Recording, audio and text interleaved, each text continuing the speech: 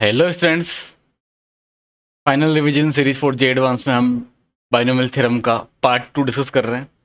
और question number 1 इसमें देखिए आप। यहाँ पे लिखा हुआ है कि सिग्मा के इक्वल टू 0 से 100 तक दे रखा है, के अपॉन के प्लस 1, और 100 सी के है, ये इतना दे रखा है। आपको ए बी सी बताना है कि ए बी सी का वैल्यू क्या क्या होगा, मतलब सम कर देना है फिर, है ना। ठीक है, तो कुल मिलाकर के हमको जो ये समेसन दिया हुआ है उसको सोल्व करना है। उसको सोल्व करने के लिए हमने क्या किया कि इसमें कुछ बनाया, के प्लस 1 डिवाइड बाई के प्लस 1, है ना। ऊपर प्लस 1 किया तो -1 भी करना पड़ेगा, ऐसा बना दिया। और 100 सी के हो जाएगा। ठीक है, इसको अगर डिवाइड कर रहे हैं अलग अलग करके, मतलब कि जो हमने बनाया के प्लस 1, उसको डिवाइड किया के प्लस 1 से, तो 1 माइनस 1 अपॉन के प्लस 1 आ जाएगा। ठीक है, 100 सी के हो जाएगा, और फिर अंदर मल्टीप्लाई करने पर हो जाएगा 100 सी के माइनस 1 अपॉन के प्लस 1, 100 सी के। और इसी में ही सिग्मा लगाना है ना, सिग्मा के इक्वल टू 0 से 100। तो जब के इक्वल टू 0 सिग्मा लगाएंगे 100 सी के लिए, ठीक है, तो यानी कि ये बन जाएगा सम ऑफ ऑल बाइनोमियल कोएफिशिएंट। ठीक है, 100 सी 0 से लेकर के 100 से 100 तक, और इसका वैल्यू हो जाता है 2 पावर में 100, है ना। फिर माइनस, इसमें बनाने के लिए हम क्या करेंगे कि 101 से मल्टीप्लाई कर दिया और 101 से डिवाइड कर दिया। ठीक है, तो उससे क्या हो जाएगा, 101 डिवाइड बाई के प्लस 1 आ जाएगा, है ना। इस 101 को यहाँ से हटा दो, यहाँ 1 कर दो। ओके, आई बात समझ में। और सिग्मा सिग्मा लगा दो आप यहाँ पर, ये 1 है, सिग्मा लगा दिया। सिग्मा यहाँ लगाओ, के भी आएगा सिग्मा के अंदर, के इक्वल टू 0 से और 100 तक। क्लियर है। फिर देखो, यहाँ लिखा हुआ है 100 सी के। ये 101 से मल्टीप्लाई करने का रीजन क्या था कि आपको पता ही कि ये एक फॉर्मूला होता है, प्रॉपर्टी होता है कि कोई भी एन है ना, एन है, n C r equal to n upon r, n minus one C r minus one हो जाता है। तो प्रॉपर्टी उल्टा भी काम करता है ना। जैसे ही, मतलब यहाँ 100 है तो उससे एक बड़ा 101 लिखा हुआ है, यहाँ के है तो उससे एक बड़ा डिनोमिनेटर में लिखा हुआ है। तो इसी प्रॉपर्टी की हेल्प से हम लिख सकते हैं 1/101 तो बाहर रहेगा, सिग्मा लगा ही दिया। इसको आप लिख सकते हो 101 डिवाइड बाई सी पावर में के, सी सॉरी सी और पावर नहीं, सी का के प्लस 1 लिख दिया, है ना। ऐसा लिख सकते हैं। और के इक्वल टू 0 से 100। तो इसको हमने देखा, तो पुट करेंगे जब के इक्वल टू 0 पुट करेंगे तो स्टार्ट होगा 101 सी 1 से।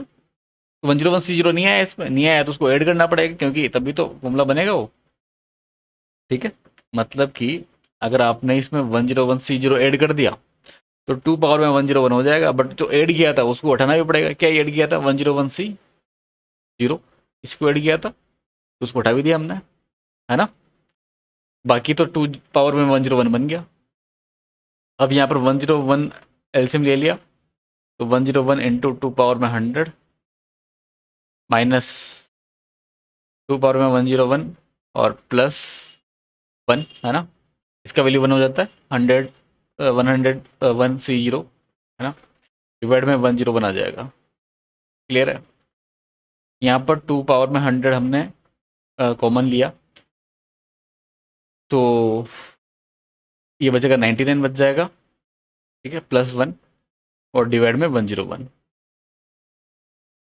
ठीक है, तो यहाँ पर ए प्लस बी प्लस सी आप देख सकते हो, उसका वैल्यू आ जाएगा 201। ठीक है, कंपेयर कर लेंगे हम इसको। ठीक है, ए तो 99 आ गया, बी आ गया 1, और सी आ गया 101। ठीक है, क्वेश्चन नंबर 2 पे आते हैं। यहाँ पर लिखा हुआ है कि 1 प्लस एक्स का पावर में एम, इसका बाइनोमियल एक्सपेंशन दिया हुआ है। ठीक है, एक्सपेंड कर दिया, और फिर पूछा ए कोई क्वांटिटी दिया हुआ है जो कि इस तरह से लिखा हुआ है C1 C3 plus C2 C4। तो हमको एक पैटर्न नजर आ रहा है यहाँ पर। ठीक है, पैटर्न क्या नजर आया कि अगर ये जो C3 लिखा हुआ है ना, इसको आप ऐसे लिखते सी m-3, ठीक है, फिर C2 हो गया, फिर ये C m-4, इस तरह चलता रहेगा। एंड में जैसे CM-2 तक आ रहा है और SC0 हो गया। तो यानी कि अगर आप इन दोनों को ऐड करो, मतलब 2 प्लस M-4, ठीक है, तो हर बार कोफिशिएंट कितना आ रहा है, मतलब इन दोनों का सम करने पर दोनों के दोनों जो बाइनोमियल कोफिशिएंट का प्रोडक्ट लिखा हुआ है उन दोनों के जो आर वाला टर्म होता है, एनसीआर में आर वाला जो टर्म होता है उनका सम करने पर M-2 आ रहा है ना, यहाँ पर भी M-2, इसका भी अगर सम करोगे दोनों को M-2 आएगा। तो जब भी जैसे यहाँ पर NCR है ना इस टाइप में, और फिर यहाँ N आ जाए, कभी M भी आ जाए, MC, ठीक है, R, ठीक है, और इन दोनों R का सम करने पर कुछ कांस्टेंट बन जाए मान लो, है ना, तब हमारा तरीका क्या होता है कि हमको जो एक्सपेंशन दे रखा है, जैसे 1 + x⁻m का दे रखा है ना, दूसरा एक्सपेंशन भी सेम 1 + x⁻m का ही दे रखा है ना, इसी का दे रखा है, ही दे रखा, इसी का दे रखा है। इसमें कोएफिशिएंट ऑफ M-2 हमको सोल्व बता देना है। बट क्या ये सारे का सारा दे रखा है, सारे सारे इसमें कोएफिशिएंट आ गए सबका सम, क्योंकि यहाँ तो जब हम निकालेंगे ना इसमें कोएफिशिएंट ऑफ x⁻m-2 n, इसमें है ना, इसमें निकालेंगे तो इसमें तो सबका सम आ जाएगा। क्या यहाँ पे सबका सम दे रखा है, यहाँ पर एक टर्म नहीं आएगा जब C0 से शुरुआत होगा, है ना, तो स्टार्टिंग में C0 और CM-2 आना चाहिए, तो एक टर्म कम है ना, एक टर्म कम है ना, तो अगर एक टर्म कम है तो यानी कि जो वैल्यू आएगा वो उससे कम आएगा, मतलब जो हम यहाँ से निकालेंगे ना, इससे निकालेंगे ए का वैल्यू उससे कम आना चाहिए, है ना। तो यहाँ से तो क्या हो जाएगा, 1 + x जो है m × m, 2m हो जाएगा, और इसी में कोफिशिएंट ऑफ x⁻m-2 आपको निकालना है ना, तो आप क्या करोगे, 2m-m-2 कर दोगे, है ना, बस ये आ जाएगा कोफिशिएंट ऑफ x⁻m-2। इसको आप 2m-m+2 भी लिख सकते हो, बट ए का वैल्यू इससे कम आएगा, लेकिन क्योंकि इसमें एक टर्म ज़्यादा है, ठीक है। अगर ए का वैल्यू निकालना है, अगर आपको ए का एग्जैक्ट वैल्यू बताना है तो 2m-m-2 में से माइनस करना पड़ेगा। क्या माइनस करना पड़ेगा, जो टर्म इसमें लिखा नहीं है हमने, है ना, मतलब जो इसमें आया नहीं था, ये वाला C0 MC-m-2, ठीक है, MC0 और MC-m-2 ना, ये ए का वैल्यू हो जाएगा, यानी कि इससे तो कम है ये वैल्यू, ए का वैल्यू ना इससे कम, क्योंकि इसमें से माइनस कर दिया ना हमने। तो अब ऑप्शन देख लो, ए का वैल्यू इससे कम है, बिल्कुल सही बात है, ज़्यादा नहीं है ना, ज़्यादा तो नहीं है, तो ए ऑप्शन नहीं होगा, बी हो जाएगा। सी और डी में से देखते हैं, कोई एक तो सही होगा सी और डी में, है ना। देखो यहाँ पर इसको ध्यान से देखना, ये वही लिखा हुआ है कि MC0 है ना, और MC-m, दूसरा भी MC0 था, MC0 का स्क्वायर का मतलब क्या हो जाएगा, MC0 × MC0, तो जो दूसरा वाला MC0 था उसको MC-m कर दिया हमने, ठीक है, MC1 × MC1 मत लिखो भी यहाँ पर, है ना, इसको m-1 कर दो। देखो जो आर वाला टर्म्स है उनका सम कितना आ रहा है, m आ रहा है ना, तो यानी कि यहाँ पर इन सब का सम अगर आप करोगे तो इक्वल टू आ जाएगा 2MC-m आ जाएगा, क्योंकि सम m आ रहा है, सम m आ रहा है, ठीक है, तो 2MC-m आएगा, और 2MC-m जो होता है, ठीक है, और यहाँ पर कितना आया था, ए का वैल्यू इतना आया था, ठीक है भाई, ए का वैल्यू इससे कम आया था, तो 2MC-m बड़ा है या फिर 2MC-m-2 बड़ा है, कौन बड़ा है, ऑब्वियसली 2MC-m बड़ा है, क्यों, क्योंकि हमको पता है एक प्रॉपर्टी या एक रिजल्ट आप याद रख सकते हो कि NC अगर R है तो इसमें ये जो बाइनोमियल कोएफिशिएंट है NCR, ये मैक्सिमम अगर आपको करना है, ठीक है, तो मैक्सिमम करते हैं जब पहले अगर n अगर इवन है ना, अगर n इवन है तो R = n/2 के लिए मैक्सिमम हो जाएगा, ठीक है, और अगर n ऑड है, दूसरा कंडीशन ये आ गया मैक्सिमम करने के लिए कि अगर n ऑड है तो R = तो n-1/2 कर दो, या फिर R = n+1/2 कर दो, है ना, इन दोनों का वैल्यू सेम आएगा वहां से, ठीक है। तो दो दो के लिए मैक्सिमम मिल जाएगा उस केस में ना, दो अगर एन ओड है तो दो दो कोफिशिएंट, दो बाइनोमियल कोफिशिएंट हमको ऐसे मिलेंगे जिनका वैल्यू मैक्सिमम होगा। ठीक है, इसमें एक ही होगा, तो यहाँ पर तो एक ही होगा, ये मैक्सिमम होगा। तो ऑब्वियस सी बात है 2 MCM-2 छोटा है और इससे ए छोटा है, तो ए इससे छोटा हो जाएगा अपने आप। ठीक है, यानी कि ए इज लेस देन दिस, यानी कि डी ऑप्शन आ जाएगा यहाँ से। ठीक है, बी एंड डी ऑप्शन आ जाएगा। क्लियर है, कोई डाउट तो नहीं है इसमें? आगे बढ़े, क्वेश्चन नंबर 3 पे आ जाओ। लिखा हुआ है कि n be the positive integer and 3√3 + 5 power में 2n+1 equal to alpha plus beta. Alpha is integer. Okay, तो देखो ध्यान से, अल्फा प्लस बीटा का वैल्यू दे रखा है इसने 3√3 + 5।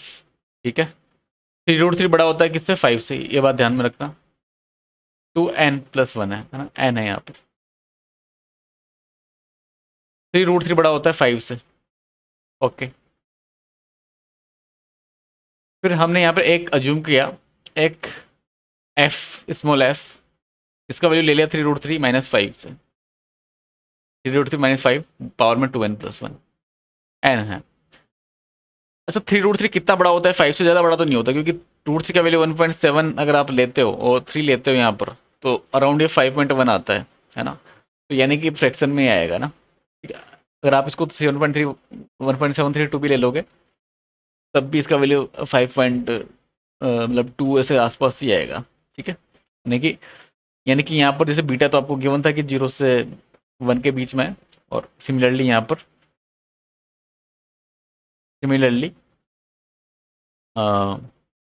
जो एफ होगा वो भी 0 से 1 के बीच में ही आएगा।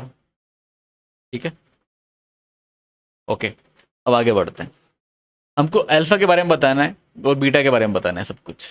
ठीक है, तो अगर हम इसका बाइनोमियल एक्सपेंशन कर दें अल्फा प्लस बीटा का, यानी कि 3√3 + 5 का, और 3√3 - 5 का भी कर दें, ठीक है, और उनको ऐड कर दें, तो उससे क्या फ़ायदा होगा भाई? हमको जो √3 वाले टर्म्स है वो हटानी है, तो क्या ऐड करने पर हटेगी क्या?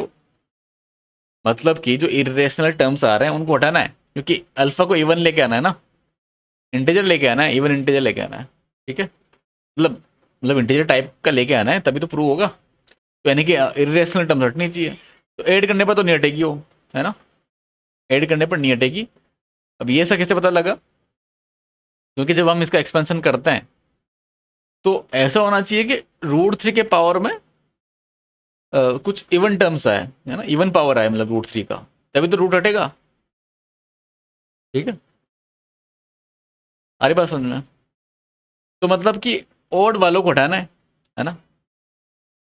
तो ओड वाले क्या होंगे जब हम प्लस कर देंगे, अगर इनके दोनों को एक्सपेंशन को, तो ओड वाले तो क्या हो जाएंगे? बच जाएंगे प्लस करने पर, इवन वाले हट जाएंगे। तो इसे माइनस करो ताकि ओड वाले हटे, इसलिए हमने माइनस कर दिया alpha plus beta minus F में से। और इसको अगर माइनस कर रहे हो आप तो 2 टाइम्स। ठीक है, मतलब जैसे NC0 वाला टर्म होगा ना, वो हट जाएगा, तो NC1 से शुरुआत होगा यहाँ पर, है ना, NC1 से शुरुआत होगा। कौन कौन सा टर्म हट जाएगा? जिसमें NC0 आ रहा होगा, जिसमें NC2 आ रहा होगा, NC4 आ रहा होगा, ये सब हट जाएंगे। तो NC1 से शुरुआत होगा, और NC1 5 पावर में 2n प्लस 2n+1 नहीं, इसको अगर बढ़ते हुए में लिखें हम, है ना, इंक्रीजिंग में ऑर्डर में लिखें, मतलब 5 को इंक्रीजिंग में लिख रहा हूँ मैं ना, तो 5 पावर तो कितना आ जाएगा? 1 आ जाएगा, तो 3√3 पावर में 2m आ जाएगा, 2n आ जाएगा, 2n आ जाएगा, n है। ठीक है, इससे चलता रहेगा, है ना, फिर ये NC3 आ जाएगा, फिर 5 का स्क्वायर आ जाएगा, है ना, ये सब चलता रहेगा। और आप देख ही पा रहे हो कि यहाँ पर ये इवन आ रहा है पावर में, 3√3 के पावर में। ठीक है, उससे क्या हो जाएगा कि इरेशनल टर्म्स हट जाएंगे, है ना, मतलब √3 जो इरेशनल आ रहा था वो हट जाएगा। इस तरह चलता रहेगा ये सिलसिला, ये चलता रहेगा ऐसे इसी तरह से। ठीक है, तो अब हम देख पा रहे हैं कि ये तो अंदर वाला जो जो इंटीजर आएगा, कुछ इंटीजर आएगा। इंटीजर अगर आएगा तो आप alpha plus beta minus F equal to 2 into integer I लिख दो यहाँ पर, I4 इंटीजर। ठीक है, यानी कि इवन इंटीजर आ गया, alpha plus beta minus F, और हमको पता है कि अल्फा इंटीजर है, तो बीटा माइनस एफ पे भी इंटीजर होना पड़ेगा। और बीटा लिखा हुआ है 0 से 1 और एफ लिखा हुआ है 0 से 1। तो अगर आप बीटा माइनस एफ करो, है ना, बीटा माइनस एफ अगर आप करते हो, उसका वैल्यू क्या आएगा? वैसे यहाँ पर डायरेक्ट माइनस मत कर देना कि 0 से 0 माइनस किया तो 0, है ना भाई, बीटा का वैल्यू 0 से 1 तक जा सकता है। तो अगर मैक्सिमम वैल्यू की बात करें तो बीटा मैक्सिमम 1 जा सकता है, मतलब 1 से थोड़ा सा कम, मतलब 0.99 तक जा सकता है। एफ मिनिमम, ठीक है, कितना जा सकता है भाई? बीटा माइनस एफ का मैक्सिमम चाहिए ना, तो बीटा को मैक्सिमम और एफ को मिनिमम कर दो, तो एफ मिनिमम 0 के आसपास जाएगा, तो करीब 1 से छोटा ही रहेगा फिर भी, है ना भाई, बीटा को मैक्सिमम 1 जा सकता है और एफ मिनिमम 0 जा सकता है। सिमिलरली अगर बीटा माइनस एफ को मिनिमम करना है तो बीटा को अराउंड 0 दे दो आप, लगभग 0, और एफ को अराउंड 1 दे दो, है ना, मतलब 1 से छोटा होगा और बीटा 0 से बड़ा ही होगा, है ना। तो 0 माइनस 1, तो माइनस 1 से बड़ा आ जाएगा कुल मिलाकर, क्या माइनस 1 से बड़ा रहेगा, एग्जैक्ट माइनस 1 नहीं होगा। और बीटा माइनस एफ हमने क्या बोला कि अभी इंटीजर है, तो बीटा माइनस एफ अगर इंटीजर है तो माइनस 1 से 1 के बीच में कौन सा इंटीजर आता है? 0 आता है, तो यानी कि बीटा माइनस एफ, एफ हो गया 0। यहाँ से बीटा इक्वल टू एफ भी आप बोल सकते हो, ठीक है। यानी कि बीटा माइनस एफ को हमने 0 बोल दिया, तो अल्फा अल्फा कितना आया? 2 टाइम्स ऑफ इंटीजर आ गया, ठीक है, यानी कि इवन आ गया, अल्फा क्या आ गया? इवन आ गया। कितना क्लियर है ना? अल्फा इज इवन, तो यानी कि ए ऑप्शन तो सही है। बी ऑप्शन की बात करते हैं, alpha beta plus beta square की बात कर रहे हैं, है ना, alpha beta and beta square plus beta square.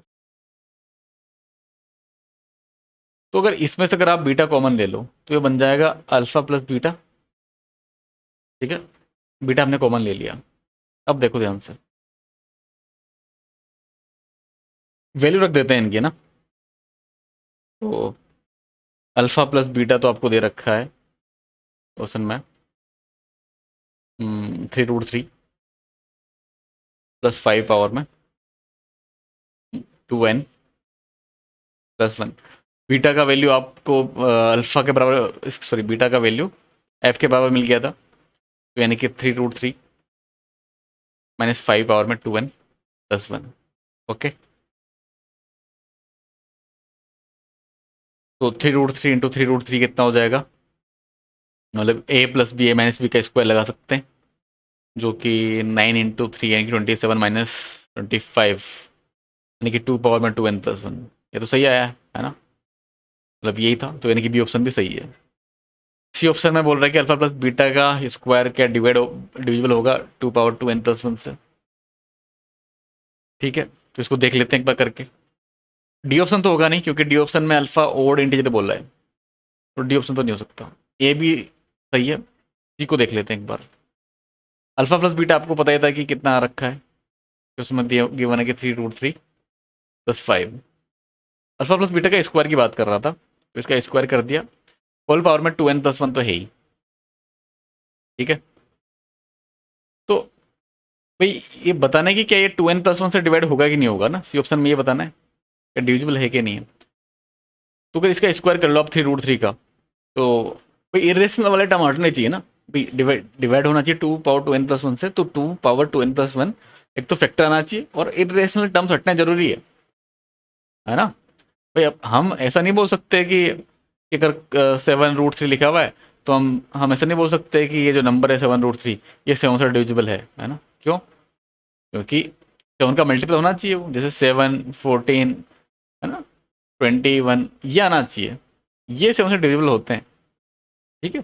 7√3 is not divisible by 7√3 is not divisible by 7, ठीक है। मतलब ऐसा नहीं बोल सकते कि √3 टाइम्स हमने डिवाइड कर दिया। ऐसे तो हर एक नंबर यार, अगर इरेशनल में अगर आप बोलने लग गए तो हर एक नंबर डिविजिबल हो जाएगा फिर तो, है ना, फिर तो आप 5 को भी 2 से डिवाइड कर दोगे, ठीक, मतलब, है ना, कोई आ ही नहीं बात समझ में।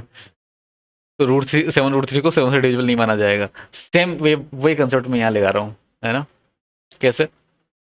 क्योंकि जब इसका मैंने स्क्वायर किया 3√3 का, तो 27, 5 का स्क्वायर किया तो 25, 27 + 25 52 प्लस 30√3 आ जाएगा ये, है ना। और इसका होल पावर में 2n+1। ठीक है, तो मतलब इरेशनल वाला जो बच रहा है ना वो नहीं बचना चाहिए। क्या वैसा बच रहा है क्या यहाँ पर? अगर टू बाहर बाहर निकाला हमने फैक्टर, तो टू पावर में 2n+1 तो आ जाएगा, अंदर बच जाएगा कितना, 26 + 15√3। तो इरेशनल टर्म बच रहा है जो कि, और ये इरेशनल आएगा ही आएगा ना, ये इरेशनल टर्म आएगा ही आएगा। ठीक है, मतलब ये जो दूसरा फैक्टर आ रहा है वो इरेशनल आ रहा है जो कि नहीं आना था। तो हम यहाँ पर ये नहीं बोल सकते कि रूट अल्फा प्लस बीटा का स्क्वायर जो है वो 2 पावर में 2n+1 से डिवाइड हो जाएगा, नहीं होगा। Not divisible, not divisible by 2 power में 2n+1। कॉन्सेप्ट क्लियर है? ठीक है, तो सी ऑप्शन नहीं होगा, ओनली ए एंड बी होगा। ठीक है, और ये बस ध्यान रखना, बहुत सारे स्टूडेंट्स ऐसे गलती कर देते हैं कि यार इसमें से 2 पावर में 2n+1 कॉमन आ गया, अच्छा डिवाइड हो जाएगा, नहीं। ठीक है, वो तो आपने सिंप्लीफाई कर दिया उसको, है ना, लेकिन उसको ये नहीं बोलेंगे कि हाँ ऐसे डिविजिबल है। ठीक है, आगे बढ़ें। पैराग्राफ है, 3 क्वेश्चन इस पैराग्राफ में, question number 4, 5 and 6। Question number 4 देखो, यहाँ पर लिखा हुआ है 1+x 1+x+x² 1+x प्लस, इस तरह से दिया हुआ है ना, एक ही ब्रैकेट है ये। ठीक है, और ये लास्ट में इस तरह से, तो कितने टर्म्स है, 100 ब्रैकेट्स लिखे हुए हैं मतलब। ठीक है, और ए आर एक्स आर चलेगा, पी तक जाएगा, तो वैल्यू पी का वैल्यू पूछ रहा है, तो पी क्या हो जाएगा भाई, पी का मतलब कि आर का मैक्सिमम वैल्यू ना, एक्स की पावर में आर जो है ना, तो एक्स पावर आर में जो एक्स के पावर में जो आर है वो मैक्सिमम जितना होगा वही पी हो जाएगा। तो आर मैक्सिमम क्या जा सकता है, एक्स की पावर जो मैक्सिमम हो सकती है, इसको इसको सोल्व करने पर इस एलएचएस में जो फैक्टर्स दे रखे हैं, इन सबको, जो भी एक्सप्रेशन दे रखे हैं, जो भी पोलिनोमियल दे रखे हैं, इन सबको सोल्व कर दो, है ना, मतलब इनको मल्टीप्लाई कर दो हर एक ब्रैकेट को हर एक ब्रैकेट से।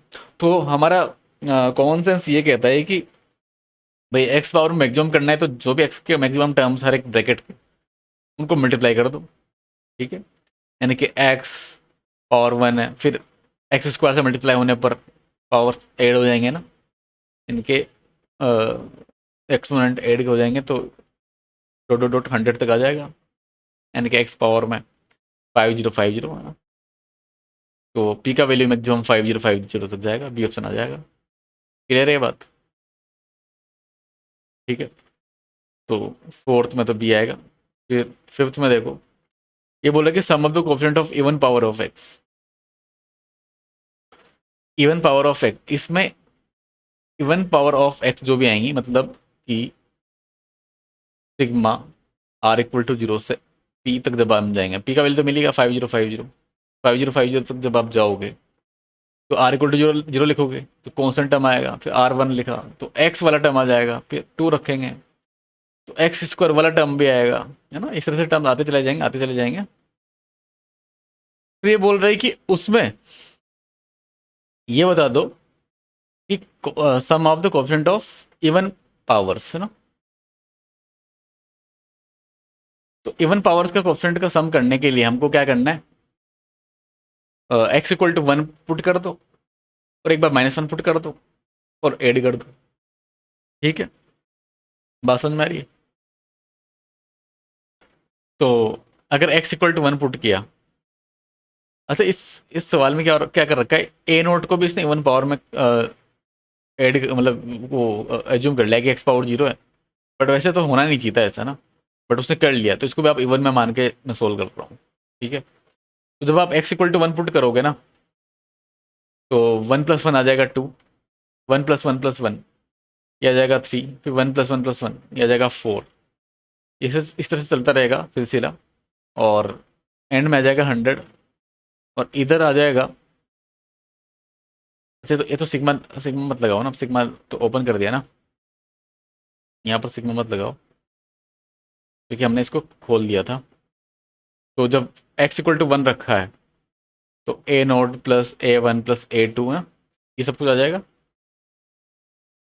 फिर x इक्वल टू रखो आप -1, -1 रखने पर ये हो जाएगा 0, है ना, 0 हो जाएगा। फिर यहाँ पर जब -1 रखोगे तो 1 - 1 0 हो गया, इस वजह से सब कुछ 0 बन जाएगा। ठीक है। और इधर हो जाएगा a not minus a one plus a to.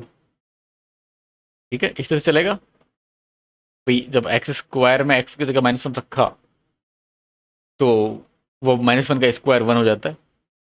तो यानी कि अगला वाला वैसे तो आएगा तो -A3 आ जाएगा, भाई +A4 आएगा। तब आप समझ पा रहे हो कि ओड वाले जो कोफिशिएंट है वो हट जाएंगे ऐड करने पर। और इसको आप ऐसे बोल सकते हो कि अगर 1 से मल्टीप्लाई करते हैं तो 100 फैक्टोरियल हो गया वो। 100 फैक्टोरियल हो गया। और सॉरी 100 फैक्टोरियल नहीं हो गया, 101 फैक्टोरियल हुआ। क्योंकि ये देखो 100 टर्म्स लिखे हुए हैं ना, और 2 से स्टार्ट हुआ था तो 101 फैक्टोरियल हुआ है ना। हमने सम में यहाँ पे गड़बड़ किया।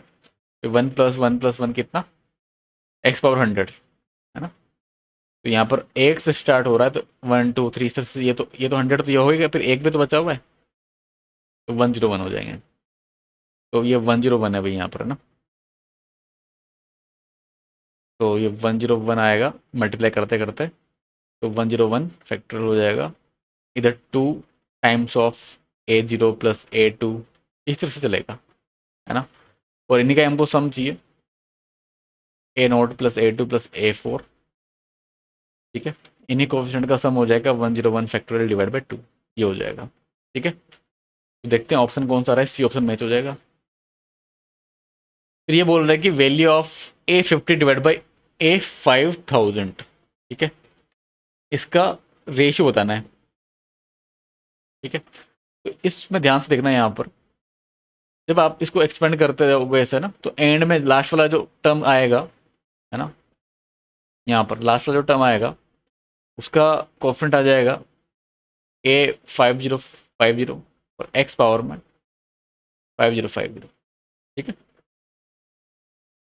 इसके बीच में कहीं कहीं तो A5000 5000 आएगा और x पावर में 5000 आएगा। बीच में आएगा कि नहीं आएगा, बीच में आएगा। ठीक है, तो इसमें क्या होगा कि कोफिशिएंट जो बनेगा, जैसे A0 बना, मतलब कि कांस्टेंट टर्म जो बना वो कैसे बना होगा कि उसमें एक भी एक्स नहीं आया, तो यानी कि 1 1 1 सबको मल्टीप्लाई करने पर बना होगा। ठीक है, तो A0 का वैल्यू अगर कोई पूछे तो आप 1 बोल दोगे। इसी तरह से A5050 का कैसे बना होगा, सारे एक्स को मल्टीप्लाई करने पर, जो कि हमने किया था स्टार्टिंग में।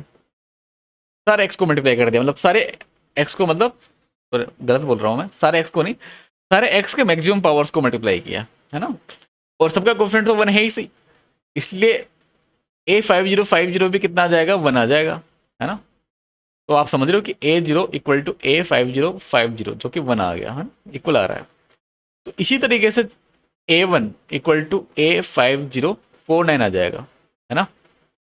मतलब कि इस तरह से चल रहा है कि AR जो होगा वो A5050 माइनस R के इक्वल होगा, है ना। ये चल रहा है यहाँ पर। तो इसी तरीके से अगर R 50 रख दिया आपने, है ना, इसमें 50 रख दिया, R = 50 रख दिया, तो A50 = A5050 सॉरी 5000 आ जाएगा, मतलब A5000 आ जाएगा A50। और इनका अगर रेशियो ले लिया तो इसको अगर डिवाइड कर दिया तो वो आ जाएगा कितना, 1 आ जाएगा। ठीक है ना। मतलब आप ऑब्जर्व कर पा रहे हो, इसमें ऑब्जर्वेशन ही है थोड़ा सा ये, है ना। ये कोई आपको सोल्व करके नहीं देखना है इसमें कि हम इसको पूरा मल्टीप्लाई करने बैठ जाएंगे, हाँ ऐसा नहीं करना। तो ऑब्जर्व कर ही लोगे आप इतना तो, है ना। इतना ऑब्जर्वेशन जरूरी भी है एडवांस के लिए। तो इसका वैल्यू कितना आ जाएगा, इसका वैल्यू आ जाएगा 1, है ना। ये ऑप्शन हो जाएगा आंसर। आगे बढ़े, आगे बढ़ते हैं क्वेश्चन नंबर 7 पर, जो कि मैच द कॉलम है। ठीक है, और लिखा हुआ है इसमें कि in the binomial coefficient of r a term, R+1 term, R+2 term in the expansion of 1 + x⁻14, 14 है भाई पावर में, ध्यान रखना। R in AP then the R = तो इसको सोल्व कैसे करोगे। सबका बाइनोमियल कोएफिशिएंट का बाइनोमियल कोएफिशिएंट जो AP में है, तो आर ए टर्म का बाइनोमियल कोएफिशिएंट हो जाएगा NC R-1। यहाँ पे 14 है, इसलिए n का वैल्यू 14 रख दो। ठीक है, फिर और 14C R+1 होगा किसका, इस लास्ट वाले का ना, R+2 टर्म का। ठीक है, = 2 टाइम्स ऑफ 14C R हो जाएगा। है ना, ऐसा हम लिख देंगे। बस अब इनको सोल्व करना है, सोल्व आप कर ही लोगे, है ना, कर लोगे भाई। सोल्व कैसे करेंगे चलो बता देते हैं, हो सकता है कई बार नहीं हो पाता। तो इसको 14 फैक्टर लिख लिया, और ये 15 माइनस आर फैक्टर लिख दिया, और ये आर माइनस 7 फैक्टर आ जाएगा। यहाँ पर आ जाएगा 14 फैक्टोरियल, यहाँ पर 13 माइनस आर फैक्टोरियल आ जाएगा, और ये आ जाएगा आर प्लस 1 का फैक्टोरियल। यहाँ पर आ जाएगा 2 times of 14 factorial equal to 14 minus r factorial divide by r factorial. ठीक है, देखो 14 फैक्टोरियल अपॉन न्यूमेटर में, तो उससे तो ये उड़ ही जाएगा। बाकी 15 माइनस आर फैक्टोरियल है, 13 माइनस आर है, 14 माइनस आर है, तो सबसे छोटा और उनमें से क्या है 13 माइनस आर है, तो इसको भी हम उड़ा देंगे। यहाँ 15 minus r into 14 minus r बच जाएगा। भाई कैसे उड़ाएंगे समझ में आ रहा है ना भाई, इसको एक्सपेंड कर देना आप 15 माइनस आर को 13 माइनस आर फैक्टोरियल में कन्वर्ट कर देना। 15 माइनस आर फैक्टोरियल को आप लिख सकते हो 15 minus r into 15 minus sorry 15 minus r minus 1, यानी कि 14 minus r into 13 minus r का फैक्टोरियल, ऐसे लिख सकते हो आप। ठीक है, तो आप समझ पा रहे हो कि हर एक टर्म में हम 13 माइनस आर फैक्टोरियल बना देंगे, ये बच जाएगा। ठीक है, इसी तरीके से इसको जो है, जो भी बचेगा वो बच जाएगा, क्वाड्रेटिक वगैरह बनाएंगे और सोल्व कर लेंगे, है ना। आई बात समझ में, इसको कर लोगे आप आगे सोल्व। मैं क्यू पार्ट पे आ जाता हूँ, है ना। देखो क्यू पार्ट में देखो लिखा हुआ है कि sum of the coefficient of the polynomial expansion of. ठीक है, तो यहाँ पर 1 माइनस एक्स लिखा हुआ है, और ये 1 प्लस एक्स को ऐसे लिखा हुआ है। इसको कंबाइन करके आप 1 माइनस एक्स पावर एन तो लिख ही सकते हो, है ना। इसका होल पावर एम भी लिखा हुआ है, और ये बोला कि सम ऑफ द कोफिशिएंट, तो भाई कोफिशिएंट का अगर सम करना है इस बाइनोमियल एक्सपेंशन में, तो हम क्या करते हैं, एक्स इक्वल टू 1 पुट कर देते हैं, है ना। वही करते हैं, एक्स इक्वल टू 1 पुट कर दिया और एक्स इक्वल टू 1 पुट किया, तो sum of all coefficient, all coefficient equal to कितना आ जाएगा, 1 minus 1 power n equal to m आ जाएगा। एक्स पावर 1 रख दिया जो कि 0 हो गया, है ना, यानी कि क्यू का आ गया 3। ठीक है, आई बात समझ में। अब देखो यहाँ पर आर वाला पार्ट में देखो, इसमें लिखा हुआ है कि सम ऑफ द सीरीज, और यहाँ पर ये दे रखा है 1 प्लस आयोटा पावर आर 1, फिर आयोटा पावर में 2 आर, इस तरह से लिखा हुआ है। ठीक है, और आयोटा क्या है यहाँ पर, रूट माइनस 1, यानी कि इमेजनरी हम बोलते हैं, नंबर बोलते हैं, वो है आयोटा। ठीक है, और एन इक्वल टू 4 के टाइम्स है ना, ये कोई नंबर है एन। तो हमको एक प्रॉपर्टी बताया कि अगर 1 प्लस आयोटा पावर में कुछ कोई नंबर मान लो एम है, फिर आयोटा पावर में 2 एम लिखा हुआ है, फिर प्लस आयोटा पावर में 3 एम लिखा हुआ है ना, ये अगर इस तरह से दिया हुआ है, तो अगर एम 4 के का मल्टीपल है, ठीक है, तो ये हो जाता है, इसका सम हो जाता है 4 आ जाएगा यहाँ पर, इफ एम इक्वल टू 4 के टाइम्स। ठीक है, और अगर नहीं है तो इसका आता सम आता है 0, अगर m is not equal to 4 के टाइम्स। ठीक है, तो देखो आर तो 4 के टाइम होगा नहीं, क्योंकि आर इक्वल टू 1 2 3 ऐसे चलेगा, है ना। तो यानी कि इन चारों का सम कितना आ जाएगा, यहाँ अगर आई पावर 3 आर होगा तो 0 आ जाएगा। ठीक है, तो इन सब का सम 0 आ जाएगा, और यहाँ पर जो नंबर ऑफ टर्म्स है वो एन का वैल्यू 4 के माइनस 1 है। ठीक है, और आर कहाँ तक जाएगा, एन तक जाएगा, तो एन, और एन 4 के का मल्टीपल है, यानी कि कहने का मतलब ये है कि आयोटा का जो लास्ट वैल्यू होगा वो 4 का मल्टीपल होगा, लास्ट का पावर होगा जो है ना, लास्ट पावर होगा 4 का मल्टीपल होगा। इसका मतलब ऐसा बोल सकते हैं कि ये जो टर्म्स चल रहे हैं, है ना, वो 4 4 के पेयर्स में चल रहे हैं, है ना, 4 4 के पेयर्स में आते रहेंगे। ठीक है, तो सबका वैल्यू 0 होता रहेगा, सबका वैल्यू क्या हो जाएगा, 0 हो जाएगा। ठीक है, और अगर सबका वैल्यू 0 हो गया तो उसको इससे मल्टीप्लाई कर दो, 0 आ जाएगा। यानी कि आर का आंसर कितना हो जाएगा, 0, यानी आर का आंसर हो जाएगा थर्ड पार्ट। ठीक है, और क्यू का भी थर्ड आ गया था, आर का भी थर्ड आ गया था, और क्यू का थर्ड आया और आर का थर्ड आया, यानी कि डी ऑप्शन सही है फिर तो, है ना। डी का फर्स्ट आ जाएगा। बट फिर भी कोई बात नहीं, सोल्व कर लेते हैं इसको आगे। एस वाले पार्ट को भी सोल्व कर देते हैं। एक्स वाले पार्ट में दे रखा है 3 पावर में 37 इक्वल टू 80 लेमडा प्लस के, हमको के का वैल्यू बताना है ना, इक्वल टू 80 लेमडा प्लस के। तो इसी को सोल्व करना है मतलब, है ना। तो इसको सोल्व करने के लिए क्या है कि 80 को देख करके कि हमको क्या चाहिए कि 80 से डिवाइड करना है 3 पावर 3 लेमडा को, तो रिमाइंडर बताना है ना। सवाल इस तरह से हो गए कि अगर 80 से डिवाइड किया जाए 3 पावर 37 को तो रिमाइंडर बता दो, है ना। ये सवाल ऐसे भी आ सकता था। उसके लिए हमने क्या किया कि 3 पावर होता है तो 80 के आसपास में तोड़ो उसको, और 80 के आसपास 81 आता है, और 81 3 पावर 4 होता है। तो 3 पावर 4 में तोड़ने के लिए इसको मैंने 3 पावर में जो 37 है उसको ऐसा लिख सकते हैं। 3 को बाहर क्यों निकाला है, क्योंकि 3 पावर 4 चाहिए मेरे को, है ना। और वो 3 पावर 36 से बन जाएगा। कैसे, ऐसे देखो, ये बन गया 3 पावर 4 और 9 हो जाएगा, क्योंकि 9 इंटू 4 36 होता है। फिर 3 पावर 4 जो होगा वो कितना होगा, 81 हो जाएगा, और 81 को आप 1 प्लस 80 लिख दोगे, है ना। और ये आप जानते ही हो कि अगर 1 प्लस 80 का पावर में यहाँ पर कोई भी नंबर लिखा हुआ है, ठीक है, तो उसको एक्सपेंड करने पर ये 80 लेमडा प्लस 1 टाइम्स आ जाएगा। 1 पावर में मतलब ये जो 1 बचा उसकी पावर में 9 आ जाता है ना। तो इसको अगर अंदर मल्टीप्लाई करते हैं 3 को, तो 3 इंटू 80 हो जाएगा, 3 इंटू 80 लेमडा प्लस 1 इंटू 3 कर दें तो 3 आ जाएगा। तो देखो उसी फॉर्म में बन गए, है ना।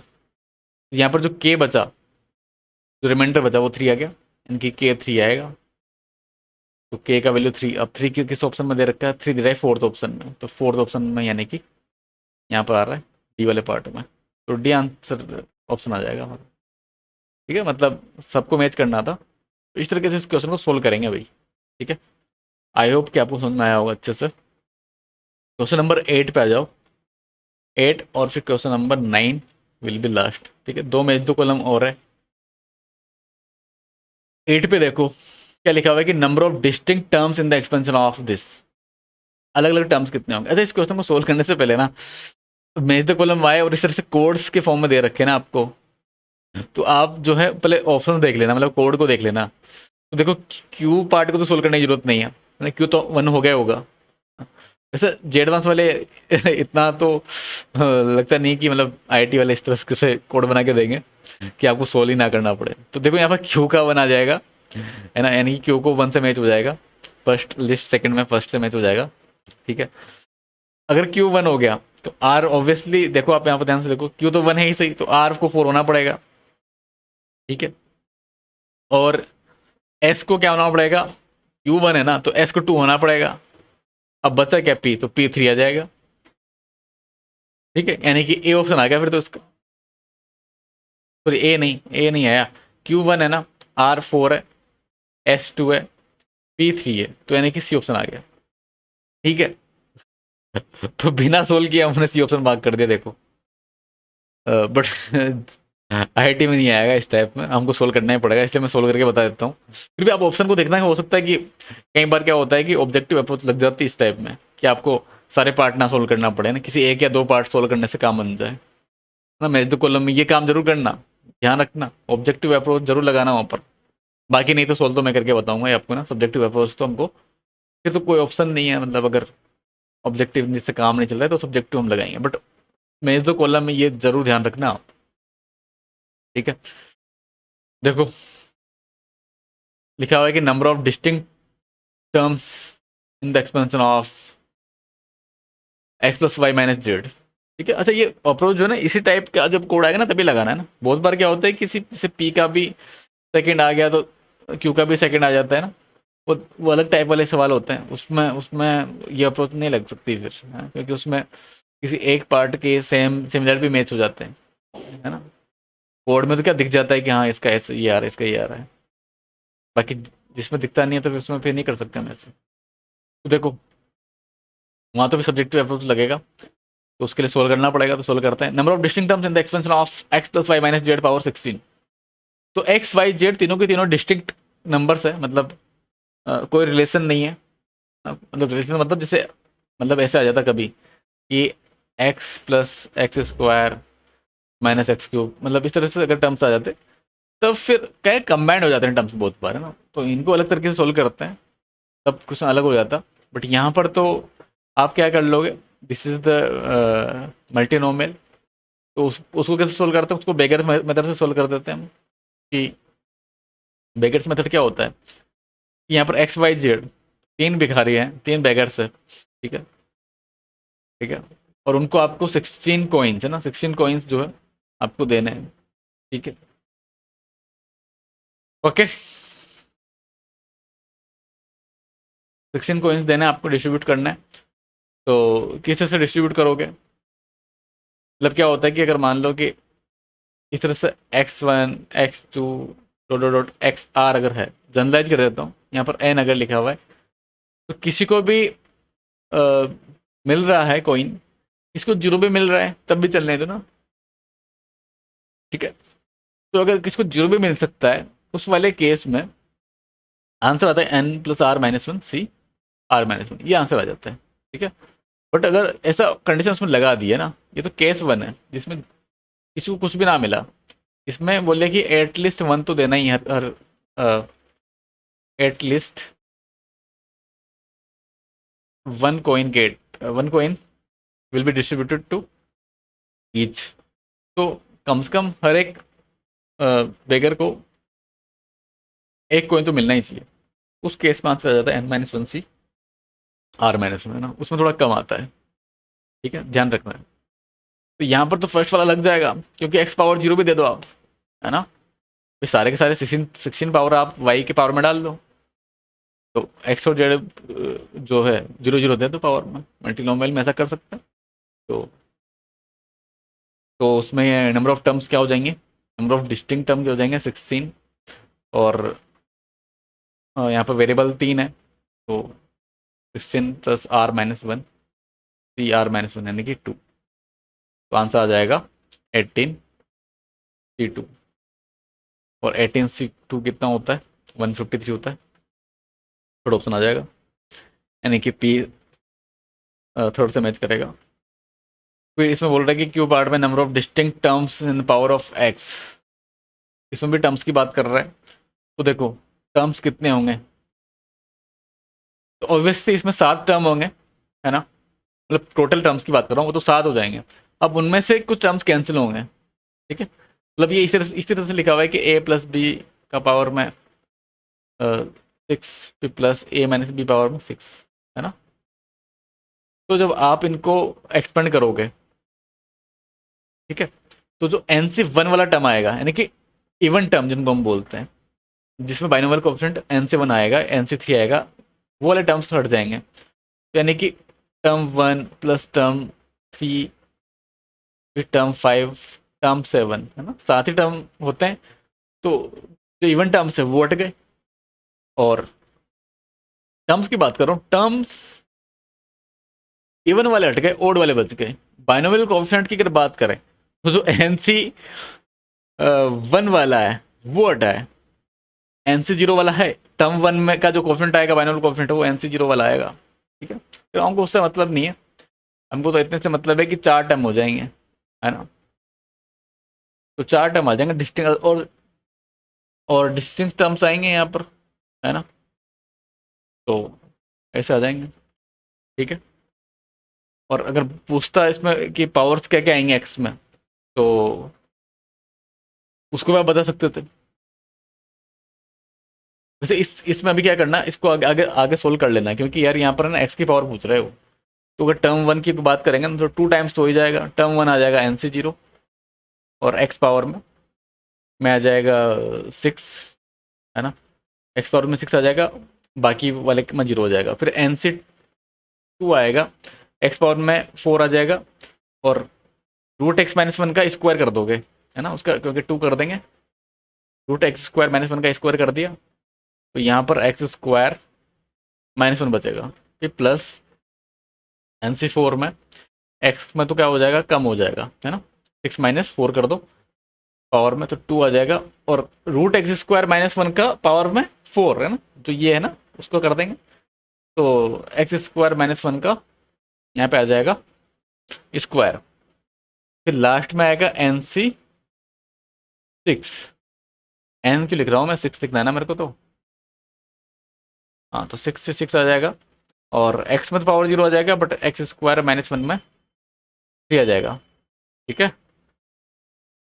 तो देख लो अब यहाँ पर कि टर्म्स कौन कौन से आ रहे हैं एक्स के पावर में,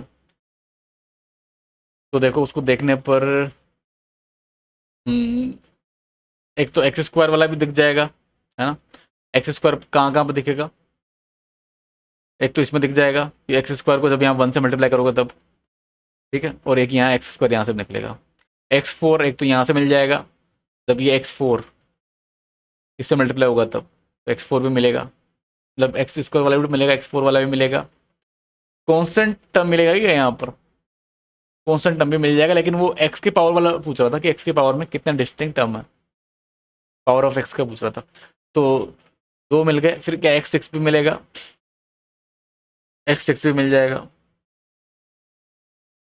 क्योंकि एक तो यहाँ से मिलेगा और एक यहाँ से मिल जाएगा, मतलब ये x four x x square से मल्टीप्लाई होगा तब यहाँ से मिल जाएगा, और एक्स सिक्स यहाँ से भी मिल जाएगा, और एक्स जीरो वाला भी मिल जाएगा, ठीक है, तो 4 आ जाएंगे, एक्स की पावर में कितने 4 टर्म हो गए, जीरो वाला, स्क्वायर वाला, 4 वाला, 6 वाला, ठीक है।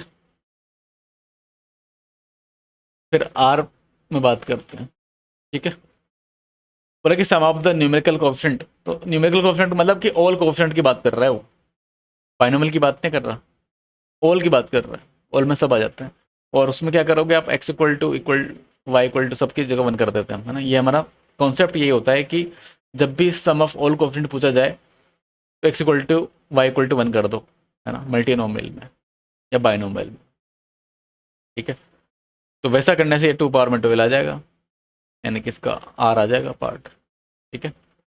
एस वाले में देखो कि C1/C0 प्लस 2C2/C1, ठीक है, इस तरह से लिखा हुआ है, नीचे C0 चल रहा है, ठीक है, ओके, ऊपर C1 चल रहा है, तो ऊपर जैसे लिख दिया हमने सी, इसको लिख दो आर लिख दो, नीचे CR-1 लिख दिया, सिग्मा आर इक्वल टू 1 से लेकर के, सॉरी 1 से नहीं, हाँ 1 से लेकर के कितना तक जा रहा है ये मैक्सिमम, 15 तक, है ना, 15 तक जाएगा मैक्सिमम, क्या नहीं कहीं 15 है यहाँ पर, और ये आ जाएगा, है ना, इसी का हमको क्या करना है, सम करना है, ठीक है, सिग्मा लगा दिया इसलिए सम करना है, ओके, उसका सम करने पर कितना आएगा,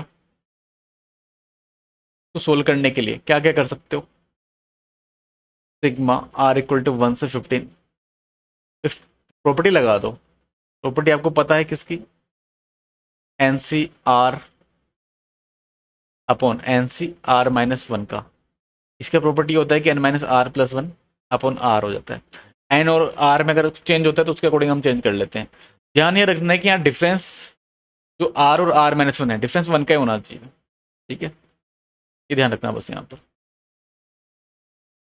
तो इस प्रॉपर्टी को हम लगा देंगे यहाँ पर, इसमें एन की जगह 15 लिख दिया, आर की जगह तो आर रहने दो, तो 15 प्लस वन यानी कि 16 हो गया, 16 माइनस आर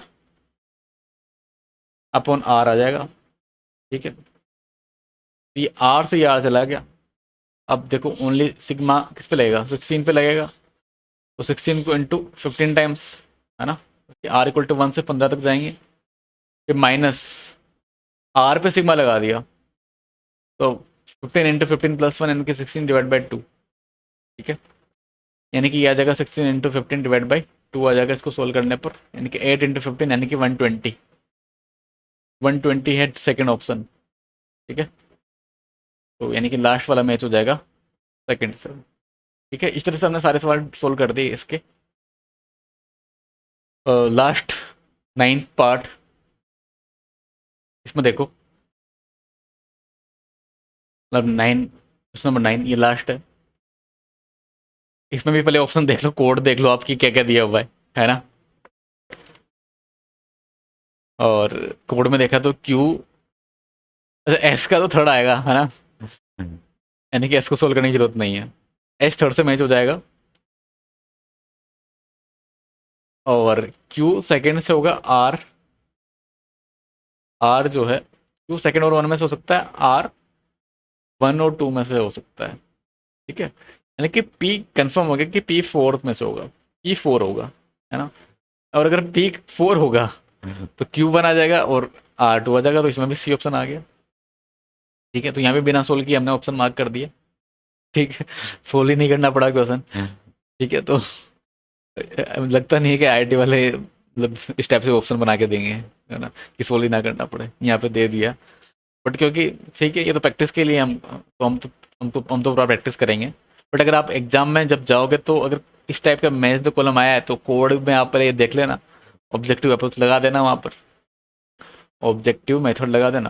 ठीक है, ये कोई मेथड नहीं है, ये जो अप्रोच है। ठीक है, बट ठीक है, मार्क्स मिल रहे हैं तो मिल रहे हैं यार, और क्या है, मार्क्स तो कैसे भी मिले। ठीक है, कोई सी भी अप्रोच हो, ऑब्जेक्टिव हो सब्जेक्टिव हो, ठीक है, वहाँ पर कोई ये जब रिजल्ट आता है फाइनल, ठीक है, तो रैंक देखी जाती है। ठीक है, ये नहीं देखा जाता कि आपने किस अप्रोच से सोल्व किया है। हाँ, ठीक है, मतलब वो कोई नहीं पूछेगा आपसे कि मतलब आपके अगर रैंक 10,000 आ रही है किसी की, और किसी की 1,000 के अंदर आ रही है, तो आप ये नहीं बोलोगे 10,000 आने के बाद में कि यार नहीं, मेरा तो अप्रोच, मैंने तो बहुत शानदार अप्रोच लगाया था हर क्वेश्चन को, और जिस जिस अप्रोच में ऑब्जेक्टिव लग रहा था फिर भी मैंने तो अच्छे से सोल्व किया है। नहीं, नहीं, ये सब नहीं, कोई नहीं सुनेगा उस टाइम पे, है ना।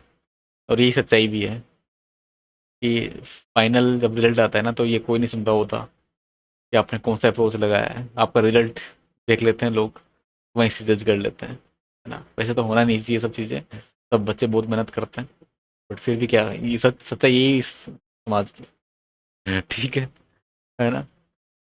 तो इस, और इसको कोई बदल नहीं सकता मतलब। ठीक है, तो वो ये कि आप अप्रोच, तो अगर ऑब्जेक्टिव से काम लग निकल रहा है, चाहे एमसीक्यू मतलब more than one option correct वाले हो, वहाँ पर भी कई बार इस टाइप से हम लगा लेते हैं। ठीक है, कि ये हो सकता है, ये नहीं हो सकता। ठीक है, और तो ऑब्जेक्टिव अप्रोच बिल्कुल काम नहीं करते। कई बार जैसे वैल्यू हम पुट करके ऑप्शन को मैच कर लेते हैं सीक्वेंस सीरीज में, है ना, कि जैसे एन टाइम का हम देखा दिया हुआ है, ऑप्शन दिए हुए हैं। ठीक है, तो आप समझ सकते हैं इन सब चीज़ों को। चलो back to the topic, question number 9। Power 40 दे रखा है, यानी कि मैक्सिमम पावर देखेंगे तो 3 × 40 कर दिया तो 120 तक जाएगा, बिल्कुल दिया हुआ भी है, इसमें कोई संदेह वाली बात नहीं है। पी पार्ट में देखो क्या दिया है कि number of values of r for which a r zero, यानी कि ऐसे कितने एक्स के कोफिशिएंट होंगे, मतलब जैसे एक्स एक्स स्क्वायर इस तरह से जो दिया हुआ है, तो कितने यहाँ पर ए नोट ए वन जो कोफिशिएंट है, कितने कोफिशिएंट ऐसे होंगे जिनका वैल्यू जीरो हो जाएगा, यानी कि उसमें वो एक्स वाली टर्म ना हो। देखो कॉन्स्टेंट टर्म तो आएगी, 1 की पावर में 40 आ जाएगा तो, है ना, तो ए नोट तो आएगा जिसका वैल्यू 1 भी होगा। और क्या एक्स स्क्वायर आएगा, एक्स स्क्वायर भी आएगा, बट एक्स नहीं आएगा कभी भी, एक्स बन ही नहीं सकता, बना ही नहीं सकते आप एक्स को, कैसे बनाओगे, एक्स है ही नहीं। एक्स स्क्वायर से शुरुआत हो रही है, एक्स स्क्वायर आ सकता है, एक्स स्क्वायर बिल्कुल आ सकता है, एक्स स्क्वायर आएगा, लेकिन ये नहीं आएगा, एक्स वाला टर्म नहीं आएगा। तो एक्स वाला टर्म कब गायब होगा, जब ए वन जीरो हो जाएगा, तो ए वन मिल गया। बाकी तो सब आ जाएंगे यहाँ पर, क्यों, क्योंकि जो एक्स क्यूब है ना, वो ओड पावर देगा, ये वन देगा। ठीक है, तो बाकी सबको बना देगा ये एक्स क्यूब। जैसे कोई बोले कि एक्स पावर 44 कैसे बनेगा, ये 45 कैसे बनेगा, 44 तो चलो 2 बना देगा, है ना। एक्स पावर जो एक्स स्क्वायर है, एक्स स्क्वायर का पावर में आप 22 डाल दो तो 44 बन जाएगा। कोई बोले कि 45 भी चलो 3 का मल्टीपल में आ जाता है तो 45 बन जाएगा। 47 कैसे बनेगा, 47 बन जाएगा कैसे, एक्स पावर 45 बना लो और एक्स स्क्वायर को ले लो। और भी बहुत तरीके बनाने के, और भी बहुत सारे तरीके से बन सकता है, अलग अलग तरीके से बन जाएगा। ठीक है, मतलब एक्स पावर 3 पावर 15 कर दिया हमने, और एक्स स्क्वायर पावर 1 कर दिया, 47 बन गया। तो बाकी सब कुछ बन जाएगा, सब कुछ। कोई बोले कि एक्स पावर में बना के बताओ 119, 119 बना के बताओ, तो बना देंगे। कैसे कैसे बनाओगे कि एक्स पावर में आपने कर दिया, एक्स क्यूब पावर में कितने कर दिया, 39 कर दिया, तो उससे कितना हो गया, इससे 127 हो जाएगा। ठीक है, सॉरी 117 हो जाएगा। 117 इंटू फिर एक्स स्क्वायर के पावर 1 कर देना, तो लोग सब बन जाएंगे सब। खाली A1 नहीं बनेगा, यानी कि खाली अगर A1 नहीं बन रहा है तो मतलब कि कितने वैल्यूज हो गए आर के, ए की वैल्यू आया, तो यानी कि सेकंड ऑप्शन आ जाएगा। ठीक है, एक मिनट, सेकंड आएगा तो फिर तो, अच्छा अच्छा, सी नहीं होगा फिर इसका आंसर, है ना? आंसर इसका सेकंड सेकंड हो जाएगा फिर तो। ठीक है, सी होगा यहाँ पर आंसर। पी और क्यू का साइज सेम दे रखा है, तो भाई ये ध्यान रखना है, अप्रोच ऑब्जेक्टिव अप्रोच में इस टाइप में ध्यान रखना पड़ेगा हमको। ठीक है, ओके। फिर देखो आगे देखो, क्यू में दे रखा है A0 - A2 + A4। जब भी साइन अल्टरनेट चले और एक टर्म गायब हो, दो गायब हो जाती है तो हम ओमेगा के बारे में सोचते हैं, क्यूब रूट ऑफ यूनिटी के बारे में। एक टर्म गायब होती है तब हम एक्स इक्वल टू आयोटा के बारे में पुट करने के बारे में सोचते हैं। ठीक है, कब, जब एक टर्म गायब हो ना, वन टर्म मिसिंग या वन कोएफिशिएंट इज मिसिंग। ठीक है, और अगर दो मिसिंग होता है तब हम x equal to omega put करने के बारे में सोचते हैं। क्लियर है ये बात? तो यहाँ पर तो A1 गायब है, तो आप पुट कर दो यहाँ पर आयोटा और आयोटा स्क्वायर, सॉरी आयोटा और माइनस आयोटा। तो x equal to iota put कर दो और एक माइनस आयोटा पुट कर दो, ये दोनों पुट कर दो और फिर ऐड कर देना, A0 निकल आएगा। सिमिलरली फिर A1 में भी A1 निकालना है, तो उसमें क्या करना है, एक्स से मल्टीप्लाई करके कर देना। A2 का अगर वैल्यू निकालना होगा, A2 कब बनेगा, A2 मतलब एक्स स्क्वायर का कोफिशिएंट। एक्स स्क्वायर का कोफिशिएंट बनाने के लिए एस पार्ट में देखो ध्यान से, एक्स स्क्वायर का कोफिशिएंट बनाना है, यानी कि एक्स स्क्वायर वाला के पावर में तो 1 कर दो, बाकी जो 39 पावर है वो 1 की पावर में दे दो।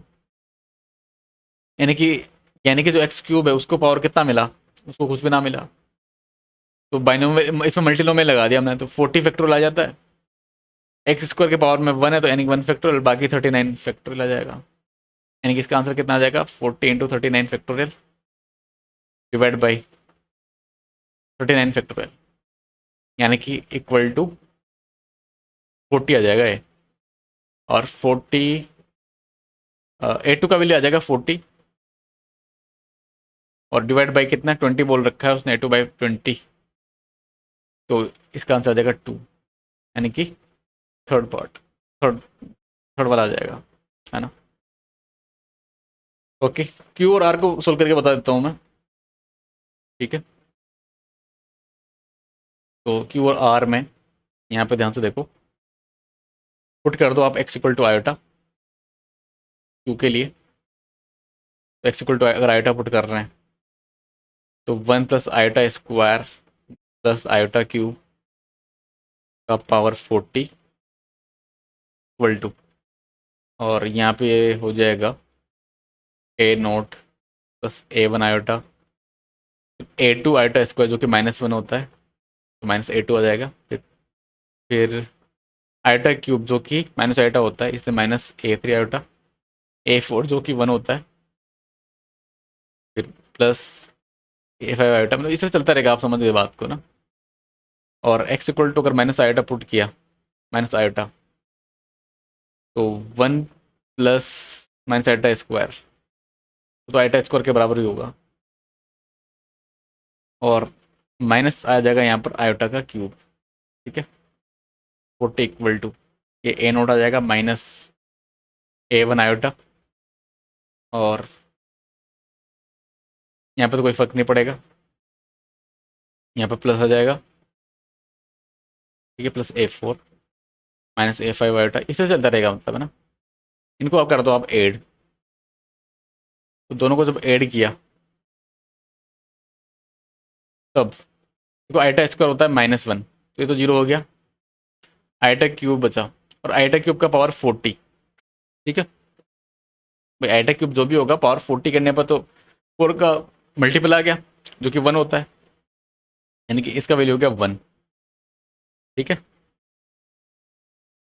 और यहाँ पर वैल्यू -1 पावर में 1 है, तभी 1 आ जाएगा, तो ये आ जाएगा 2। ठीक है, इसका वैल्यू भी 1, इसका वैल्यू भी 1 आया, तो सम करने पर 2 आ गया। इधर देखो ये टर्म्स चले जाएंगे, ये टर्म्स चला जाएगा, तो बचेगा क्या, 2 times of A note, plus नहीं यार माइनस A2 प्लस A4, ये बचेगा। ठीक है, यानी कि ए not minus A2 plus A4, इसका वैल्यू कितना आ गया, 1 आ गया, मतलब सम चलता रहेगा आगे, इन सब का वैल्यू कितना आ जाएगा, 1 आ जाएगा। ठीक है, तो 1 अगर आ गया तो सेकंड ऑप्शन से मैच कर देना क्यू पार्ट को। ठीक है, और फिर अगर आपको A1 A माइनस A3 ऐसा चाहिए, तो उसमें क्या करना, इसको मल्टीप्लाई कर देना, इस पूरे को x से मल्टीप्लाई कर देना, तो x से मल्टीप्लाई कर दिया तो 1 plus x square plus x cube 40 equal to, इधर भी कर देंगे x से मल्टीप्लाई, तो A naught x plus A1 x square, फिर A2 एक्स क्यूब, है ना, ऐसे कर देंगे हम। आई बात समझ में, अब पुट कर दो आप इसमें x इक्वल टू आयोटा और माइनस आयोटा, ये पुट कर दो आप यहाँ पर।